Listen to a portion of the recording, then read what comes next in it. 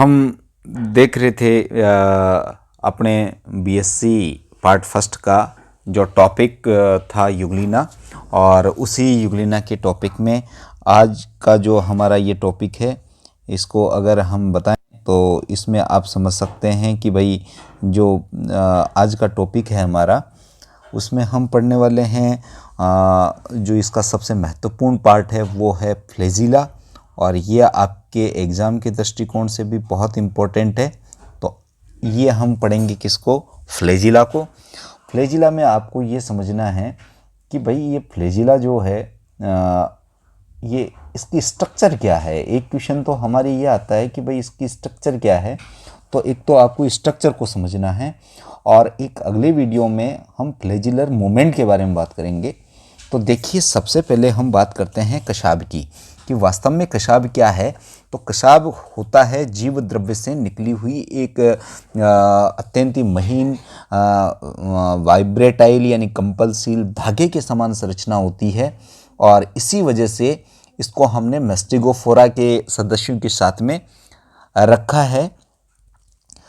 जो इसका फ्लैजिला है, प्रारूपिक फ्लैजिला, जो कि मैस्टिगोफोर के रूप में हम युगलिना में पढ़ रहे हैं, ये जो फ्लैजिला है इसके आधार पर होने वाला जो मूवमेंट है उसे हम फ्लैजिलर मूवमेंट कहते हैं, ये हम जानते हैं।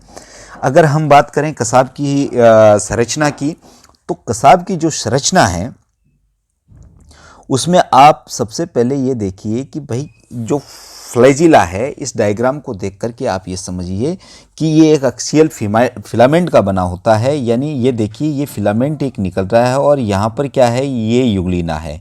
ये क्या है? युगलिना है, और युगलिना के साइटोस्टोम से ये फ्लैजिला निकलता तो ऐसे है, लेकिन उसको हमने क्या किया, माइक्रोस्कोपिक स्टडी के द्वारा बिल्कुल खोल के दिखा दिया इसको। तो ये जो फ्लैजिला बाहर आउट हो रहा है इस तरफ, तो इस फ्लैजिला को देखने पर पता चलता है कि ये अक्षीय तंतुओं से बना हुआ दिखाई देता है। अगर इन अक्षीय तंतुओं को फिर और आगे हम वेट किया है और इसको खोल के देखें तो वो किस तरह के दिखेंगे। देखिए, मैंने यहाँ पर एरो लगाया है, ये एरो इस संरचना को दिखा रहा है, और ये जो संरचना है ये किसको दिखा रही है? ये इस थ्रेड को दिखा रही है, इसकी स्ट्रक्चर को दिखा रही है। यानी जो युगलिना था उसकी स्ट्रक्चर को ये दिखा रही है। इस स्ट्रक्चर को जब हमने मैग्नीफाई किया और देखा तो हमें पता चला कि भाई ये एक केंद्रीय तंतु कड़े किंतु लचीले सीधे सर्पिल धागे नुमा संरचना की बनी होती है, जिसे कि एक्सोनिम्स कहते हैं। और एक्सोनिम्स जहां से निकलता है, ये वाला स्थान जहां से ये फ्लैजिला बाहर निकलता है, इसे हम बल्फेरोप्लास्ट कहते हैं। बल्फेरोप्लास्ट क्या कहते हैं भाई? बल्फेरोप्लास्ट, यानी वह स्थान जहां से कसाब की उत्पत्ति होती है उसे बेसल ग्रेन्यूल्स या बल्फेरोप्लास्ट कहते हैं। आपके 1 नंबर का सवाल एग्जाम के दृष्टिकोण से अत्यंत ही इम्पोर्टेंट है, बहुत ही महत्वपूर्ण है, बहुत अति आवश्यक है। बहुत समझने की बात है कि आप से ये पूछा जाए कि कसाब की उत्पत्ति जहां से होती है वह स्थान जीवद्रव्य में स्थित होता है, तो उस स्थान को हम क्या कहेंगे? तो उसे हम बेसल ग्रेन्यूल्स, हिंदी में कहें तो आधार कणिका, आधार कण कहेंगे, और उसी का सिनोनिम या पर्यायवाची के रूप में हम बल्फेरोप्लास्ट को टर्म को यूज करते हैं। स्वयं बल्फेरोप्लास्ट एक अत्यंत महीन जीवद्रव्य रहित धागे जैसी संरचना, जिसे कि राइजोप्लास्ट कहते हैं, उससे संबंधित होता है। और जो राइजोप्लास्ट है, यहां पर एक न्यूक्लियस होता है, उस न्यूक्लियस से ये दोनों अटैच होते हैं। देखिए, मैं इसका कलर चेंज करके आपको बताता हूं। मान लीजिए यहां पर बल्फेरोप्लास्ट है, और ये बल्फेरोप्लास्ट हो गया आपका, और फिर मैं यहां से एक फ्लैजिलम को आउट करता हूं, तो ये फ्लैजिलम आ गया, यहां से ये वाला, ये फ्लैजिलम आ गया, और इस फ्लैजिलम को हमने आगे करके एब्रीवेट किया और इसको मैग्नीफाई किया, तो ये किस तरह से दिख रहा है? ये पूरा इस तरह से नजर आ रहा है। फिर हमने इसको अंदर से देखा तो वो इस तरह से नजर आ रहा है। तो ये तो आपको समझ में आ गया। तो ये क्या है? ये आपका बल्फेरोप्लास्ट है। बल्फेरोप्लास्ट का मतलब वह स्थान जहां से इसकी उत्पत्ति हो रही है। लेकिन मैं इसके पास में ये किससे कनेक्टेड है उस चीज को दर्शाने का प्रयास करता हूं, और जहां जो बल्फेरोप्लास्ट था वो बल्फेरोप्लास्ट एक बहुत ही माइन्यूट प्रोटोप्लाज्म रहित धागेनुमा संरचना से जुड़ा होता है। और ये लो धागेनुमा मैंने संरचना बना दी, ये मान लीजिए ये धागेनुमा संरचना है। इस धागेनुमा संरचना को हम बोलते हैं राइजोप्लास्ट। क्या बोलते हैं? राइजोप्लास्ट। अब जो ये थ्रेड लाइक स्ट्रक्चर है जो कि विदाउट प्रोटोप्लाज्म से होती है, ये कनेक्टेड किससे है? ये कनेक्टेड देखिए किससे है। मैं फिर से एक कलरफुल जो है स्ट्रक्चर लेकर के इसको समझने का प्रयास करता हूं। लीजिए, ये धागेनुमा जो संरचना है यहाँ पर इस संरचना से ये बाउंडेड है, और ये वाली जो संरचना है वो क्या है? न्यूक्लियस है। तो हम यहाँ ये समझ सकते हैं कि भाई ये न्यूक्लियस जो होता है, इसका न्यूक्लियस उससे राइजोप्लास्ट कनेक्टेड है, और राइजोप्लास्ट किसके साथ कनेक्टेड है? बल्फेरोप्लास्ट से। और बल्फेरोप्लास्ट वो स्थान है जहाँ से ये फ्लैजिला बाहर निकल रहा है। इस फ्लैजिला को आप देख रहे हो तो वो ऐसा नजर आ रहा है। इसको और ज़्यादा अंदर तक देखोगे आप तो वो ऐसा नजर आएगा। पूरा सर्किल मैंने बना दिया है। इस सर्किल में जो आप देख रहे हो 1 से लेकर के 9 तक मैंने यहाँ पर दिखाने का प्रयास किया है नंबर। तो ये आपने देख लिया, तो ये तो समझ में आ गया कि कहाँ ये स्थित होता है, कहाँ उत्पत्ति होती है, और न्यूक्लियस से किस तरह से क्योंकि हम जानते हैं कि किसी भी सेल का कंट्रोल जो सेंटर है वो उसका न्यूक्लियस होता है, और जो न्यूक्लियस है वो किस तरह से इस फ्लैजिलम को कंट्रोल करेगा, तो उसे हमने इस डायग्राम के माध्यम से समझने का प्रयास किया। अब अगर हम इसके अनुलंब तंतुक यानी केंद्रीय जो एक्सोनियम होता है, जो केंद्रीय जो तंतु है, यानी ये सेंटर में जो पार्ट है, ये सेंटर वाला जो पार्ट है, इस पार्ट को हम देखें तो ये प्रोटोप्लाज्मिक शीथ में उपस्थित होता है और मेस्टिगोन नीम्स कहलाता है।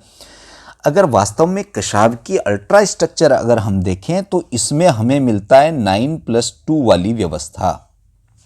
क्या मिलती है? 9+2 वाली व्यवस्था हमें यहाँ देखने को मिलती है। अब 9+2 का मतलब क्या है? यही फ्लैजिलम की अल्ट्रा स्ट्रक्चर को समझने का जो है तरीका है। क्योंकि कई बार सवाल आता है कि अल्ट्रा स्ट्रक्चर ऑफ फ्लैजिला को आपको डिस्क्राइब करना है। अब डिस्क्राइब करने के लिए आपको ये अगर टर्म याद रह गया तो आप पूरा का पूरा फ्लैजिलम की अल्ट्रा स्ट्रक्चर को समझा सकते हैं। देखिए, पहले मैंने 9 लिखा है, तो 9 का मतलब ये हो गया पहले लिखा है। पहले लिखा है मतलब पेरीफेरी की बात कर रहा हूं। पेरीफेरी का मतलब परिधि होता है, और परिधि हमेशा बाहर होती है। तो बाहर की तरफ अगर फ्लैजिला की स्ट्रक्चर देखें तो वहां आपको 9 छोटे छोटे फाइब्रिल्स नजर आएंगे। छोटे छोटे जो फाइब्रिल्स नजर आएंगे, इन जो बाहर की तरफ है, देखिए 1 2 3 4 5 6 7 8 9, तो ये 9 बाहर की तरफ हैं। तो आप ये कह सकते हैं कि एक फ्लैजिला की स्ट्रक्चर देखें तो परिधि पर उसके 9 तंतुक नजर आएंगे, और जो सेंटर है उसमें देखिए 1 और 2, तो यहां पर 2 नजर आएंगे। तो ये एक बात क्लियर हो गई कि भाई जो कसाब है, जो फ्लैजिला है, उसकी अल्ट्रा स्ट्रक्चर देखें तो केंद्र में 2 तरह के तंतुक नजर आएंगे, और उसको घेरे हुए 9 तंतुक और बाहर की नजर आएंगे। तो जो बाहर की तरफ नजर आते हैं वो पेरिफेरल पे परिधि पे स्थित हैं, और जो सेंट्रल जो फाइब्रिल है वो उनकी संख्या कितनी है भाई? 2 हैं। तो जो यूग्लिना है उसमें लोकोमेट्री ऑर्गन्स के रूप में ये फ्लैजिला है, और फ्लैजिला की संख्या वैसे 2 होते हैं। और कहां से निकलते हैं ये हमें पता है, 2 होंगे तो बेसल ग्रेन्यूल से निकलेंगे। जनरली हम एक फ्लैजिलम को दिखाते हैं स्टडी के रूप में, और ये साइटोफेरिंक्स से होता हुआ साइटोस्टॉम से गुजरता है, और वहां से ये देह से यानी बॉडी से आउट हो जाता है, और एक वाइप के समान विदित होता है, यानी एक चाबुक के तरह नजर आता है जिसपे। और दूसरा जो कशाव है वो बहुत छोटा होता है, और यह अश्य तक ही सीमित होता है, यानी अंदर ही रह जाता है। तो यहां आपको ये जरूर देखने का है कि जो इसके 2 तरह के जो है तंतुक मिलते हैं यहाँ पर, एक तो आउटर हो गया, आउटर, और एक हो गया आपके सेंट्रल। दो तरह के तंतु को आपको मिल रहे हैं, एक तो परिधि पर और एक केंद्र में। तो जो परिधि पर हैं इनकी विशेषता क्या है, ये डबलेट होते हैं। क्या होते हैं भाई? डबलेट। अब यहां पर आपको समझना पड़ेगा कि ये डबलेट का मतलब क्या है। डबलेट का मतलब होता है दोहरा। क्या होता है भाई? दोहरा। दोहरा का मतलब ये होता है कि ये डबल दिखाई देते हैं। देखो एक, अब आप जो डायग्राम स्क्रीन पे देख पा रहे हैं वहां पर देखिए, मैं अभी एक अलग कलर से इसको टिक करता हूं। सबसे पहले एक नंबर जहां दिखा है वहां आप देखिए मैंने एक नंबर को क्या कर दिया, कलर कर दिया। अब एक नंबर के पास में एक छोटा सा सर्किल आपको ये वाला और नजर आ रहा है, इसको मैं क्या करता हूं, इसी के कलर से कलर कर देता हूं जिससे कि आपको क्लियर हो जाए। तो ये लो, मैंने एक नंबर पे नजर रखना आप, और ये मैंने इसको पूरी तरह से कलर कर दिया। पूरी तरह से मैंने क्या कर दिया भाई? कलर कर दिया। अब देखिए वापस से मैं क्या करता हूं, इसको नंबर 1 लिख देता हूं। तो ये नंबर 1 मैं इसके ऊपर लिख देता हूं, ये लो नंबर 1।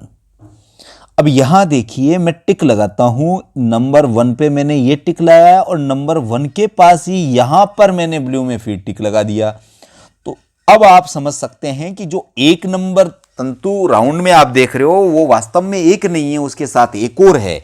इसीलिए हमने इसको क्या कहा है? डबलेट कहा है। क्या कहा है? डबलेट कहा है। ये जो डबलेट तंतु होता है अंदर की तरफ जिस संरचना के द्वारा जुड़ा होता है, उस संरचना को हम कहते हैं रेडियल स्पोक्स या अरिये नालियां। देखिए मैं व्हाइट कलर आपको नजर नहीं आएगा, इसलिए मैं इसको क्या करता हूं, अलग कलर से। देखिए रेडियल स्पोक्स को मैं किस में पे करता हूं? सर्किल में। और रेडियल स्पोक्स को दिखाने के लिए फिर मैं रेडियल स्पोक को यहां पर सर्किल में पैक कर देता हूं। तो ये आपको नजर आ गया रेडियल स्पेक्स। और सेंट्रल जो फाइब्रल है वो मैंने 2 पहले ही लगा दिए, ये टिक लगा दिया और ये टिक लगा दिया। इसके बाद में आप यहां देखिए ये छोटे छोटे जो तंतु नजर आ रहे हैं, छोटे छोटे, ये कौन से वाले आपको छोटे छोटे तंतु नजर आ रहे हैं? ये वाले। देखिए मैं यहां से बाहर निकालता हूं इसको, ये वाला 7 और 8 को देखिए, 7 और 8 नंबर इस लाइन के द्वारा जुड़े हुए हैं। ये रही लाइन, यह हर तंतु के साथ, पेरिफेरल के साथ में आपको मिल रही है। ये देखो जहां जहां मैं इसको पिंकिश कर रहा हूं वो सारे आपको नजर आ जाएंगे। देखिए आ रहा है समझ में? ये देखिए, और ये वाला जो पार्ट है इसको हम बोलते हैं कनेक्टिंग लिंक। क्या बोलते हैं? Connecting link. यानी ये जोड़ने वाले तंतु हैं, जोड़ने वाले कनेक्टिंग फाइब्रिल्स हैं। और इसके बाहर आप देखोगे तो ये देखिए इसकी 2 भुजाएं हैं, एक अंदर की तरफ है, एक बाहर की तरफ है। बाहर की तरफ है उसको आउटर आर्म बोलते हैं, और जो अंदर की तरफ है उसको इनर आर्म बोलते हैं। तो यहां मैंने 8 का जो सिंबल बनाया है वो ऊपर वालों के लिए तो मैंने आउटर आर्म के लिए लिखा है यानी बाहरी भुजा, और एक मैंने लिखा है अंदर वाली भुजा। और ये दोनों भुजाएं निकली कहां से हैं? जो पेरिफेरल के ऊपर डबलेट है वहां से ये ओरिजिनेट होती है। जो सेंट्रल तंतु है, कौन से तंतु? सेंट्रल जो तंतु है उनको घेरा हुआ एक घेरा है, ये वाला। देखिए मैं फिर से इसको राउंड कर रहा हूं, ये घेरा हुआ घेरा है, इसे हम बोलते हैं शीथ, आवरण। और ये पूरा जो आप देख पा रहे हैं, ये पूरा जो कि मैंने बाहर की तरफ येलो कलर की रिंग बनाई है इस पूरे स्ट्रक्चर में, तो ये येलो कलर की जो रिंग है, इस रिंग को आप क्या कहते हैं? इस रिंग को हम कहते हैं प्लाज्मा मेम्ब्रेन। क्या कहते हैं भाई? Plasma membrane. इस रिंग को हम क्या कहते हैं? प्लाज्मा मेम्ब्रेन कहते हैं। तो यहां हमने ये देख लिया कि जो स्ट्रक्चर ऑफ फ्लैजिलम है उसको मैंने डिटेल में समझाने का प्रयास किया है। और 9+2 वाली जो स्ट्रक्चर फ्लैजिलम में फाउंड होती है उसमें 9 क्या है, 2 क्या है, आपस में कनेक्ट किसके थ्रू होते हैं, पेरिफेरल वाले सेंट्रल से किस लिंक के द्वारा कनेक्ट होते हैं, जो पेरिफेरी वाले हैं वो आपस में किस लिंक के द्वारा, किस फाइब्रल के द्वारा कनेक्ट होते हैं। और जो ऑल पेरिफेरल 9 फाइब्रल है और जो सेंट्रल 2 फाइब्रल है जो कि सीथ के अंदर कवर हैं, सेंट्रल वाले सीथ के अंदर कवर हैं। सेंट्रल वाले जिस स्ट्रक्चर के द्वारा जुड़े हुए हैं उसको आपने रेडियल स्पोक्स कह दिया। जो रेडियल स्पोक्स है वो कहाँ से जुड़े हुए हैं, वो पेरिफेरल वाले जो फाइब्रल है उनके साथ में जुड़े हुए हैं। पेरिफेरल फाइब्रल वाले जो है डबलेट हैं, और ये डबलेट जो फाइब्रल है उनकी 2 आर्म है, एक अंदर वाली आर्म है, एक बाहर वाली आर्म है।